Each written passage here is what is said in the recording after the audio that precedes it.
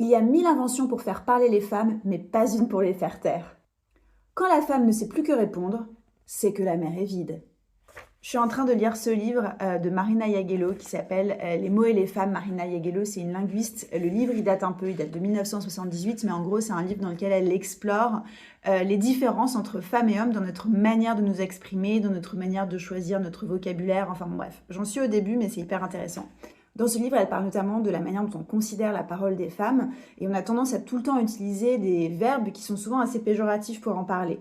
Elle jacasse, elle jacte, elle bavasse, elle papote en d'interminables parlottes, elle caquette, elle cancane, pendant que il pérore, pontifie et discourt. Quand il parle, ce n'est jamais pour ne rien dire. Et ensuite, elle cite une série de proverbes qui viennent du monde entier et qui mettent en avant en fait justement la manière dont on considère la parole des femmes.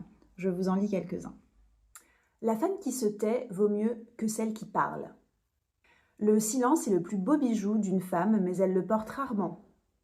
Le rossignol oubliera de chanter plutôt que la femme de parler. Les hommes parlent, les femmes jactent. La femme a les cheveux longs et la langue encore plus longue.